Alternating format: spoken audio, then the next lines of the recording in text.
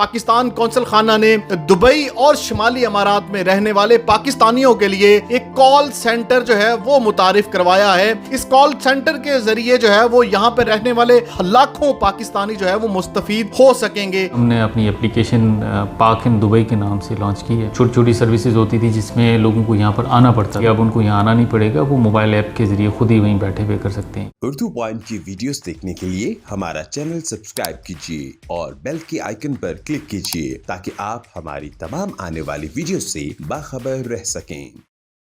अस्सलाम वालेकुम नाजरीन, मेहमान उर्दू पॉइंट के साथ मैं हूं इजाज अहमद गोंदल और पाकिस्तान कौंसल खाना दुबई से आपको खुशामदीद कहता हूं। आज के जो मेरे मेहमान हैं वो कायम मकाम कौंसल जनरल मिस्टर ज्ञान चंद हैं। अगर आप यूएई में रहते हैं या यूएई आना चाहते हैं तो ये वीडियो आपके लिए है। तो चले मिलते हैं मिस्टर ज्ञान चंद से और जानते हैं कौन कौन सी जो खिदमात हैं वो पाकिस्तानियों के लिए लेकर आ रहा है पाकिस्तान कौंसल खाना दुबई।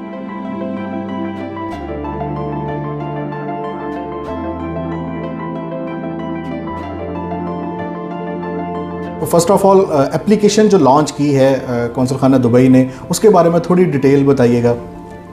बहुत शुक्रिया ji, thank you so much for coming.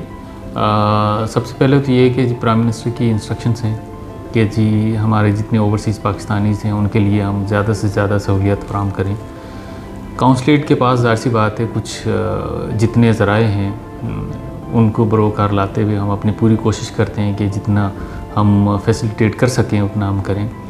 इस काउंसलेट के बारे में बताता चलूँ कि ये काउंसलेट तकरीबन 1.2 से लेकर 1.4 मिलियन पाकिस्तानीज़ को कैटर करता है और 6 यूएई की स्टेट्स आती हैं जिसमें दुबई, शारजाह, अजमान, रास अल खैमा, उम अल कुवैन और ये सारी रियासतें आती हैं।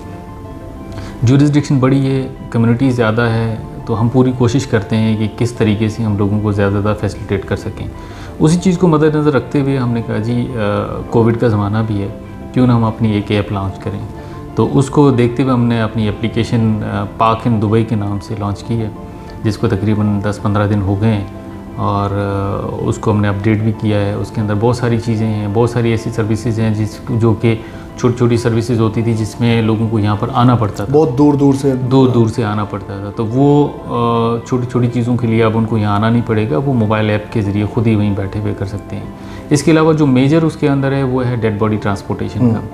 डेड बॉडी ट्रांसपोर्टेशन में ये होता है कि फॉर एग्जांपल अगर किसी बंदे की डेथ हो गई है और वो रास अल खैमा में या दूर कहीं हो गई है, तो पहले तो उनको डेथ सर्टिफिकेट वगैरह लेने पड़ते थे और उसके बाद फिर काउंसलेट आना पड़ता था, यहाँ चक्कर लगाने पड़ते थे, चक्कर लगा के यहाँ पर पासपोर्ट कैंसिल करा के फिर वापस जाना पड़ता था। अब हमने क्या किया है कि जी सिंपल कर दिया है, एप्लीकेशन के ऊपर ही वो बंदा अपना कॉन्टैक्ट्स वगैरह डालेगा और जिसकी डेड बॉडी है उसका पासपोर्ट का फ़ोटो खींचेगा, उसके डेथ सर्टिफिकेट का फ़ोटो खींचेगा और हमें भेज देगा।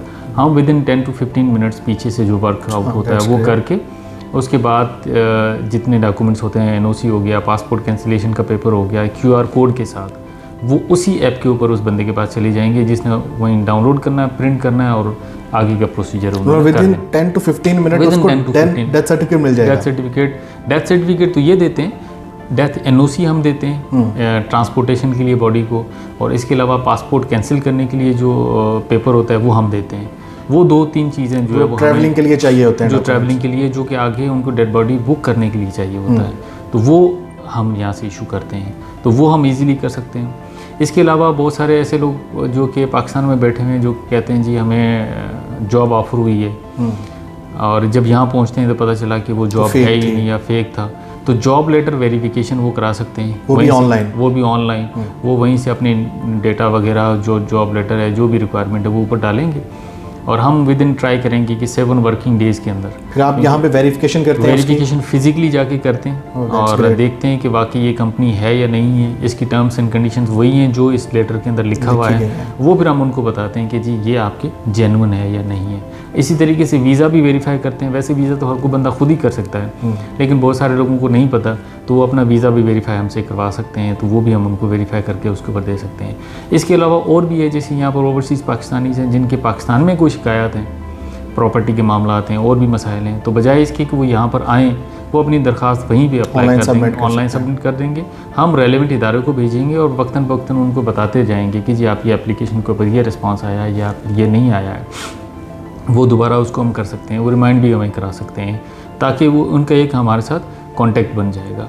तो ये चीज़ें हैं। अभी फ़िलहाल हमने इसको ऐप गूगल ऐप स्टोर के ऊपर हम लेकर आए हैं, और पाक इन दुबई के नाम से लोग सर्च करके उसको डाउनलोड भी कर सकते हैं। बहुत से लोग, हमारा लेबर तबका यहाँ पे बहुत ज़्यादा है, जिनको मोबाइल एप्लीकेशन जो है वो इतना ज़्यादा चलाना नहीं आता, उसको यूज़ करना नहीं आता, तो उनके लिए क्या लैंग्वेजेस कौन कौन सी सिलेक्ट की गई हैं कि वो अच्छे से ज़रा उसको बआसानी समझ सकें और अपना जो वो खिदमत हासिल कर सकें कौंसल खाने की? जी जी बिल्कुल सही है। उसी चीज़ को सामने रखते हुए देखिए, हमने पहले तो उसको इंग्लिश में लॉन्च किया है, और उर्दू वर्जन भी उस पर काम हो रहा है। इंशाल्लाह हफ्ते के अंदर हम कोशिश करेंगे, वो भी लॉन्च हो जाएगा, उर्दू में भी कर देंगे। तो जब आप एप्लीकेशन करेंगे तो उस वक्त आपको ऑप्शन देगा कि आप उर्दू में करना चाह रहे हैं या फिर इंग्लिश में करना चाह रहे हैं। दोनों लैंग्वेजेस में आ जाएगा, ताकि उन लोगों को आसानी हो सके। और सर, अगर बात की जाए कॉल सेंटर की, तो कॉल सेंटर भी आप लॉन्च करने जा रहे हैं, क्योंकि जैसे आपने बताया अराउंड 1.2 मिलियन लोगों को फैसिलिटेट करता है ये कॉन्सुलेट, तो क्या उसी चीज़ को मद्देनज़र रखते हुए कॉल सेंटर लॉन्च किया जा रहा है?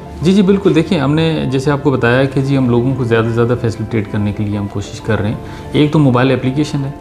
अच्छा, इसके अलावा जैसे आपको बताया ना, तकरीबन हमारे पास कोई 65 to 70% लोग जो हैं वो लेबर तबका है, ऐसे ही। और लेबर तबका जो है एप्लीकेशन भी यूज़ नहीं करता, और इंटरनेट के ऊपर भी इतना ज़्यादा वो सेवी नहीं होता। वो कॉल करता है, और कॉल करके जब तक फिज़िकली उनसे बात नहीं होती तब तक उनको सेटिस्फेक्शन नहीं होती। बिल्कुल ऐसे ही है। तो पहले ये होता था कि हमारे पास पूरे दिन में हम कोशिश भी करके तकरीबन 200 से 250 कॉल्स रिसीव कर सकते थे। पीछे जो ड्रॉप होने वाली कॉल्स होती थी वो तकरीबन 500, 450, 600 कॉल्स भी कभी कभार ड्रॉप होती थी। वो हमारे लिए बहुत ज़्यादा मुश्किल होती थी, उन लोगों के लिए भी मुश्किल होती थी, क्योंकि ज़ाहिर सी बात है उन बेचारों को बड़ा वेट करना पड़ता था। बिल्कुल। इसी चीज़ को मद्देनज़र रखते हुए हमने अपने काउंसलेट के अपने ही रिसोर्सेज से हमने एक कॉल सेंटर का इफ्तिताह कर दिया है, और वो ईद से पहले कुछ दिन पहले उसने काम करना शुरू कर दिया है, जिसके अंदर हमारे तकरीबन 7 कॉलिंग एजेंट्स हैं जो सुबह 8 बजे से लेकर 4 बजे तक वर्किंग डेज़ में वो होते हैं, और वो कॉल्स का जवाब देते हैं। एक नंबर है, उसी एक नंबर के ऊपर हम तकरीबन 14 कॉल्स साइमल्टेनियसली रिसीव कर सकते हैं, और 14 को हम रिस्पॉन्ड भी कर सकते हैं, और वो हम कर रहे हैं। अच्छा, पहले ये होता था कि कॉल्स आती थी, वो आगे फॉरवर्ड भी कर देते मुख्तलिफ डिपार्टमेंट्स को। उन डिपार्टमेंट में पहले से रश होता था, वो प्रॉपर तरीके से बंदे को जवाब नहीं दे पाते थे, तो वो कॉल ड्रॉप हो जाती थी, या पर जो कॉलर है उसको ज़ाहिर सी बात है फ्रस्ट्रेशन तो होनी है। उसको ख़त्म करने के लिए अब ये है कि 90% जवाबात कॉल सेंटर के जो कॉलिंग एजेंट है वो खुद ही दे देगा, क्योंकि उसके पास स्क्रीन है, सारा कुछ खुला हुआ है, डेटा है, सारी चीज़ें एक्सेस है, वो खुद ही दे देता है। 10% अगर उनके सवालात ऐसे हैं जिनके जवाबात वो उस वक्त नहीं दे पाते, तो उन्होंने एक शेयर्ड फोल्डर है उसके ऊपर रजिस्टर करना है, लिखना है, नोट करके 3 साढ़े 3 बजे के बाद उनको पता करके बैक कॉल करना है, और कॉल बैक करके उनको वो चीज़ें समझा देनी है। और वो एक हफ्ते से हमने शुरू किया हुआ है, अल्लाह का शुक्र है, और बड़े अच्छे तरीके से काम कर रहा है। कितना अच्छा रिस्पॉन्स आया जब से ऑनलाइन वीज़ा सर्विस शुरू की है पाकिस्तान ने? जी देखिए, ऑनलाइन वीज़ा तो बहुत ज़्यादा लोगों ने अप्रिशिएट किया है, और बहुत ज़्यादा फैसिलिटेट भी करता है लोगों को, क्योंकि ज़ाहिर सी बात है उनको कॉन्सुलेट नहीं आना पड़ता, एम्बेसी नहीं जाना पड़ता, अपने घर ही बैठ के उन्होंने सारी चीज़ें, सारी इन्फॉर्मेशन अपलोड कर देनी है। 1 या 2 वर्किंग डेज़ के अंदर, मैक्सिमम 3 या 4 वर्किंग डेज़ के अंदर उनको वीज़ा उनकी ईमेल के ऊपर मिल जाता है, उन्होंने जस्ट प्रिंट लेना है और आगे बोर्ड हो जाना है। एट द टाइम कितने लोगों को फिज़िकली फैसिलिटेट कर सकता है पाकिस्तान कॉन्सुलेट? कितने लोगों की गुंजाइश है? बड़ा हॉल भी अब तो नया बन गया है। देखिए जी, हम चूँकि बिल्डिंग हमारी पुरानी है, ऑब्वियसली स्पेस के इश्यूज़ तो हैं ही हैं। हम कोशिश कर रहे हैं, गवर्नमेंट ऑफ पाकिस्तान भी कोशिश कर रही है कि जल्द से जल्द नई बिल्डिंग बना दी जाए, उसको रेनोवेट कर दिया जाए। लेकिन फिर भी हमारे जो लिमिटेड रिसोर्सेज है उसके अंदर हम पूरी कोशिश करते हैं कि लोगों को ज़्यादा से ज़्यादा फैसिलिटेट करें। हमारे पास हर रोज़ एवरेज तकरीबन 1500 लोग आते हैं फिज़िकली, जो यहाँ पर आके हम उनको सर्विसेज देते हैं, और महीने का आप लगा लें तो तकरीबन 30 से 35 हज़ार लोगों को हम फैसिलिटेट करते हैं जो फिज़िकली यहाँ पर आते हैं, और 1500 लोगों को ही हम कर सकते हैं कैटर फॉर, क्योंकि हमारे पास 3 हॉल्स हैं, एक पासपोर्ट हॉल है, एक नादरा हॉल है, और एक अटेस्टेशन का हॉल है, जिसके अंदर मुख्तलिफ सर्विसेज हम देते हैं। हम उसमें तब्दीलियाँ लेकर आएँ। एक तो ये है कि हर हॉल के अंदर हमने एक नर्सिंग रूम बनाया हुआ है, ताकि कोई फीडिंग मदर है तो वो अपने फैमिलीज आती हैं। फिर पासपोर्ट हॉल है, उसके अंदर हमने फ़ीमेल प्रेयर रूम्स भी बनाया, जो कि 1-2 दिन के अंदर वो खुल जाएगा इंशाल्लाह। उसमें ख़वातीन जो है वो नमाज वगैरह वो भी पढ़ सकती हैं, तो वो स्पेस के अब ऐसा इतने मसाइल नहीं हैं। लेकिन अल्लाह ना करे कि कोई क्राइसिस सिचुएशन पैदा हो जाती है, जैसे लास्ट ईयर हुई थी। बिल्कुल, कोविड की वजह तो से। लास्ट ईयर हमने जब रजिस्ट्रेशन स्टार्ट की रिपेट्रिएशन के लिए तो 1,22,000 लोगों ने रजिस्टर किया था। अब जाहिर सी बात है 1,22,000 को हैंडल करना तो किसी भी कॉन्सुलेट के बस की बात नहीं होती, और ना ही हम 1,22,000 लोगों को एक ही दम उठा के पाकिस्तान लेकर जा सकते हैं। वो फ़्लाइट्स के इश्यूज़ भी थे ये, लेकिन अल्लाह का शुक्र है फिर भी हमने बड़ी हिम्मत से हमने कोशिश की हमारे रिसोर्सेज के अंदर रहते हुए, और तकरीबन 68,000 लोगों को हमने रिपेट्रिएट किया यहाँ से और पाकिस्तान भेजा। उस ज़माने में भी जब बहुत ज़्यादा मसाइल थे, तो पाकिस्तान कौंसलेट तो हर वक्त तैयार है इन चीज़ों को निमटने के लिए। अल्लाह ना करे कि इस किस्म की कोई इमरजेंसी आए, लेकिन फिर भी वी आर रेडी, हमारा स्टाफ रेडी है। जो हमारे पास रिसोर्सेज हैं उसमें हम अपनी कौम की खिदमत करेंगे। और एक और चीज़ सर मैं ऐड करना चाहूँगा, कॉल सेंटर के साथ साथ आपने एक और बड़ी ज़बरदस्त सर्विस जो है वो स्टार्ट की है QR कोड के हवाले से अटेस्टेशन के लिए। उसका क्या बेनिफिट है और क्या कैसे वो हासिल की जा सकती है? देखिए जी, QR कोड हमने इसलिए उसकी नीड आई कि बहुत सारे ऐसे लोग हैं मार्केट में बैठे हुए हैं जो कि पाकिस्तानी नहीं बल्कि दूसरी नेशनलिटीज़ के लिए हमारे लोगों को बेवकूफ़ बनाने के लिए जाली अटेस्टेशन करते थे। और वो जाली अटेस्टेशन बंदा जब लेके जाता था तो वो आगे जाके बेचारा फंस जाता था। उस चीज़ को ख़त्म करने के लिए अब हमने ये किया है कि हम कल या फिर परसों से वो इनिशिएट कर देंगे कि जो भी अटेस्टेशन यहाँ से होगी वो उसके साथ एक QR कोड लगा हुआ होगा, और वो QR कोड के बगैर वो अटेस्टेशन नल एंड वॉइड होगी।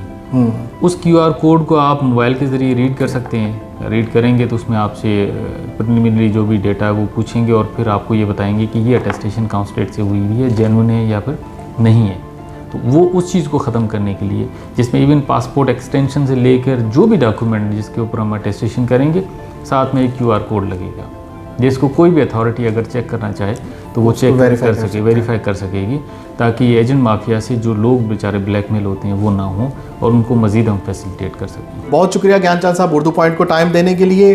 आप अपना बहुत ख्याल रखें, दुनिया भर की खबरों से बाखबर रहने के लिए उर्दू पॉइंट विजिट करते रहें। मेरी अगली वीडियो तक के लिए फ़िलहाल मुझे इजाज़त दें। अल्लाह हाफिज़।